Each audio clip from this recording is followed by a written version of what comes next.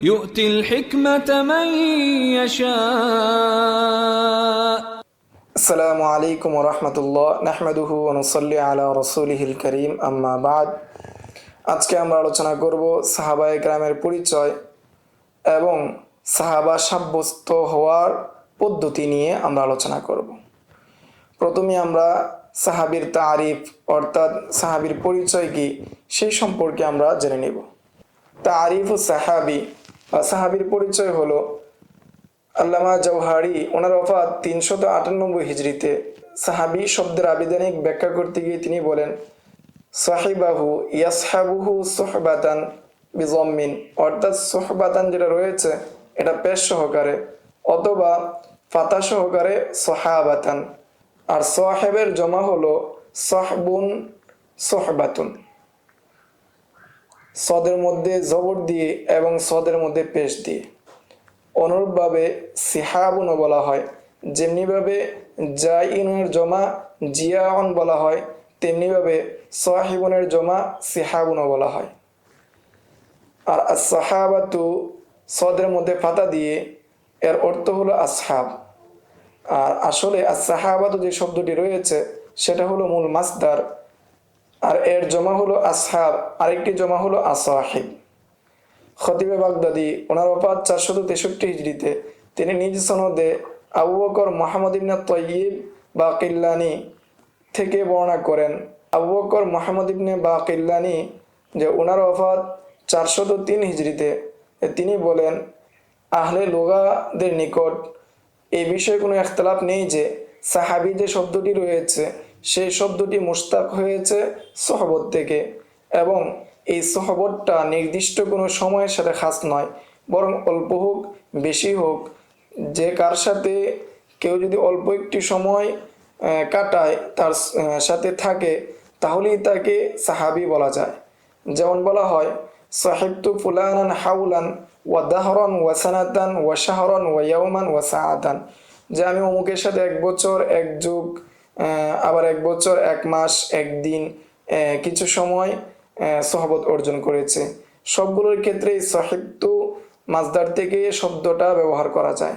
ফলে মুসাহাবা যেটা রয়েছে সেটা অল্প হোক বেশি হোক সব ক্ষেত্রেই ব্যবহার করা যাবে, এবং এটা এই লুগাবিদদের এই বিষয়টা আবশ্যক করে যে যারা রাসূল সাল্লাল্লাহু আলাইহি ওয়াসাল্লামের সাথে সহবত অর্জন করেছে এবং সেই সহবতটা যদি দিনের কিছু সময়ও হয় তাহলেও সে সাহাবী হয়ে যাবে, কেননা তার আসল যেটা রয়েছে সেটা অল্প হোক এবং বেশি হোক সেটা সাহাবী হওয়ার উপর দালালত করে।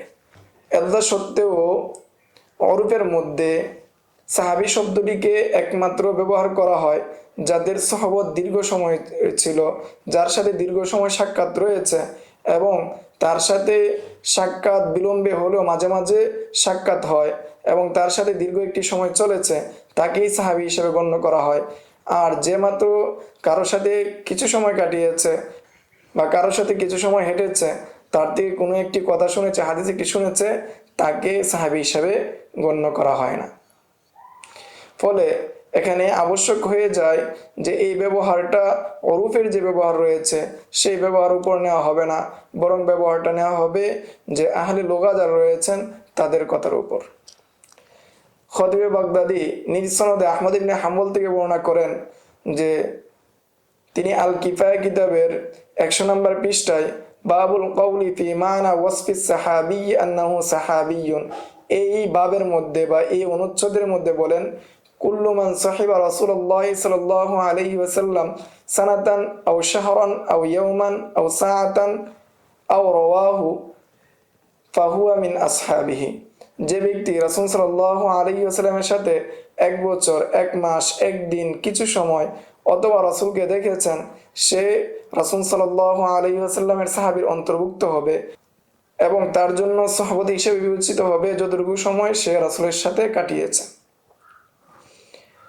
আবু আব্দুল্লাহ বুখারী ওনার ওফাত 256 হিজরিতে। তিনি বলেন মান সাহিবান নাবিয়্যা আও রাওয়াহু মিনাল মুসলিমিনা ফাহুয়া মিন আসহাবিহি, যে সাহাবী হলেন যে নবী করিম সাল্লাল্লাহু আলাইহি ওয়াসাল্লামের সুহবত অর্জন করেছেন অথবা দেখেছেন মুসলমান অবস্থায়, সে হলো রাসূলের সাহাবী। এবং হাফেজ ইবনে হাজার ওনার ওফাত 852 হিজরিতে, তিনি বলেন, আমি এমন একটি সংজ্ঞা পেয়েছি যে সংজ্ঞাটি ইমাম বুখারী দৃঢ়তার সাথে তিনি বলেছেন যে সাহাবীর সংজ্ঞার বিষয়ে তার শেখ আলী ইবনে মাদানী থেকে, এবং সেই সংজ্ঞাটি উল্লেখ রয়েছে আল মুস্তাখরাজ লি আবিল কাসেম ইবনে মান্দু এর কিতাবের মধ্যে রয়েছে। তিনি নিজ সনদে আলী ইবনুল মাদানী থেকে উল্লেখ করেছেন যে সাহাবীর সংজ্ঞা হলো, সাহাবীর পরিচয় হলো, মান সাহিবান নবিয়্য সাল্লাল্লাহু আলাইহি ওয়াসাল্লাম আও রাওয়াহু ওয়ালাউ সাআতান মিন নাহারিন ফাহুয়া মিন আসহাবিন নবী সাল্লাল্লাহু আলাইহি ওয়াসাল্লাম। যে সাহাবী হলো সেই ব্যক্তি যে রাসূল সাল্লাল্লাহু আলাইহি ওয়াসাল্লামের সহবত অর্জন করেছে অথবা রাসূল সাল্লাল্লাহু আলাইহি ওয়াসাল্লামকে দিনের কোনো একটি অংশে দেখেছে, সে রাসূল সাল্লাল্লাহু আলাইহি ওয়াসাল্লামের সাহাবীর অন্তর্ভুক্ত হবে। হাফেজ জাইনুদ্দিন আল ইরাকি ওনার ওফাত 806 হিজরিতে, তিনি আত-তাকঈদ ওয়াল ইজাহ নামক কিতাবের 251 নম্বর পৃষ্ঠায় যে উপরে উল্লেখিত যে সংজ্ঞাগুলো রয়েছে সেই সংজ্ঞাগুলো উল্লেখ করে এবং এই সংজ্ঞাগুলোর মধ্যে যে আপত্তি হয় সে আপত্তিগুলোকে উল্লেখ করে তিনি বলেন যে সর্বোত্তম সংজ্ঞা হলো বা সর্বোত্তম ইবারত হলো যে ইবারতের মধ্যে কোনো ধরনের এতরাজ থাকে না, এতরাজ থেকে মুক্ত থাকে, সেটা হলো আস-সাহাবিয়্যু মান লাকিয়ান নবিয়্য সাল্লাল্লাহু আলাইহি ওয়াসাল্লাম মুসলিমান সুম্মা মাতা আলাল ইসলামি। যে সাহাবী হলো ওই ব্যক্তি যে নবী করিম সাল্লাল্লাহু আলাইহি ওয়াসাল্লামের সাথে সাক্ষাৎ করেছে মুসলিম অবস্থায়, এতপর সে ইসলাম অবস্থায় অর্থাৎ মুসলমান অবস্থায় ইন্তেকাল করেছেন, তিনি হলেন সাহাবী। এই সংজ্ঞার মাধ্যমে বের হয়ে গিয়েছে যারা কাফের অবস্থায় মৃত্যুবরণ করেছে, মুরতাদ হয়ে গিয়েছিল এবং কাফের অবস্থায় মৃত্যুবরণ করেছে, এবং আব্দুল্লাহ ইবনে খতল, রবিয়া ইবনে উমাইয়া, মুকিস ইবনে দবাবা, এই সমস্ত ব্যক্তিরা সাহাবীর সংজ্ঞা থেকে বের হয়ে গিয়েছে। হাফেজ আবুল ফদল আহমদ ইবনে আলী প্রসিদ্ধ ইবনে হাজার ওনার ওফাত 852 হিজরিতে, তিনি আল ইসাবা ফি তামিয়িজ সাহাবা কিতাবের মধ্যে সংজ্ঞা উল্লেখ করতে গিয়ে বলেন, আমার জানা মতে সর্বোত্তম বিশুদ্ধ সংজ্ঞা হলো মান লাকিয়ান নবিয়্য সাল্লাল্লাহু আলাইহি ওয়াসাল্লাম মুমিনান বিহি ওয়া মাতা আলাল ইসলাম। যে ব্যক্তি রাসূল সাল্লাল্লাহু আলাইহি ওয়াসাল্লামের সাথে মুমিন অবস্থায় সাক্ষাৎ করেছে এবং ইসলাম গ্রহণ অবস্থায় মৃত্যুবরণ করেছে, সেই হলো সাহাবী। এই সংজ্ঞার মধ্যে যাদের সহবত অল্প বা মুজালাসাত অল্প অথবা বেশি সবাই এই সংজ্ঞার মধ্যে ঢুকে গিয়েছেন, এবং যারা রাসূল সাল্লাল্লাহু আলাইহি ওয়াসাল্লামের সাথে সাক্ষাৎ করেছে তাদের সাথে তারাও ঢুকেছে যারা রাসূল সাল্লাল্লাহু আলাইহি ওয়াসাল্লাম থেকে হাদিস বর্ণনা করেছেন অথবা করেননি, এবং যারা রাসূল সাল্লাল্লাহু আলাইহি ওয়াসাল্লামের সাথে যুদ্ধ করেছেন এবং যুদ্ধ করেননি, এবং যারা রাসূল সাল্লাল্লাহু আলাইহি ওয়াসাল্লামকে দেখেছেন কিন্তু তার সাথে কোনো মুজালাসাত হয়নি। অনুরূপভাবে যারা রাসূল সাল্লাল্লাহু আলাইহি ওয়াসাল্লামকে কোনো ধরনের আরিজি কোনো কারণে দেখেনি, যেমন অন্ধ ব্যক্তি, এরূপ ব্যক্তিও ঢুকে গিয়েছেন, এরূপ ব্যক্তিও সাহাবীর সংজ্ঞায় অন্তর্ভুক্ত হয়েছেন। এমনিভাবে এই সংজ্ঞার মাধ্যমে বের হয়ে গিয়েছেন যে ঈমানের যে সংজ্ঞা রয়েছে, ঈমানের যে কয়েদ রয়েছে, তার মাধ্যমে বেরিয়ে গিয়েছেন যারা কাফের অবস্থায় সাক্ষাৎ করেছে কিন্তু পরবর্তীতে ইসলাম ধর্ম গ্রহণ করেছে, কিন্তু ইসলাম ধর্ম গ্রহণ করার পরে দ্বিতীয়বার রাসূল সাল্লাল্লাহু আলাইহি ওয়াসাল্লামের সাথে সাক্ষাৎ হয়নি, এরকম ব্যক্তিরা বের হয়ে গিয়েছে। অনুরূপভাবে যারা রাসূল সাল্লাল্লাহু আলাইহি ওয়াসাল্লামের সাথে মুমিন অবস্থায় সাক্ষাৎ করেছিল কিন্তু পরবর্তীতে আবার কাফের হয়ে গিয়েছে, এবং তাদের সাথে বের হয়ে গিয়েছে যারা রাসূল সাল্লাল্লাহু আলাইহি ওয়াসাল্লাম এর সাথে সাক্ষাৎ করেছে মুমিন অবস্থায় অন্য ধর্মের উপর, অর্থাৎ আহলে কিতাব যারা ছিল তাদের মতো ব্যক্তিরা যারা মুমিন অবস্থায় রাসূল সাল্লাল্লাহু আলাইহি ওয়াসাল্লামের সাথে সাক্ষাৎ করেছে, এমত অবস্থায় রাসূল সাল্লাল্লাহু আলাইহি ওয়াসাল্লাম নবুয়ত প্রাপ্ত হননি, এই সময় যারা সাক্ষাৎ করেছেন তারাও বের হয়ে গিয়েছেন।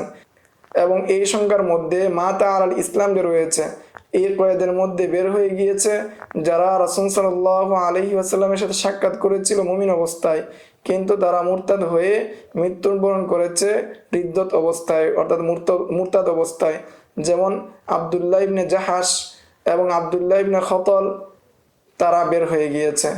এবং এই সংখ্যার মধ্যে অন্তর্ভুক্ত হয়েছে যারা মুরতাদ হয়ে গিয়েছিল পরবর্তীতে আবার ইসলামে ফিরে এসেছে এবং ইসলাম অবস্থায় মৃত্যুবরণ করেছে, তারা অন্তর্ভুক্ত হয়েছে।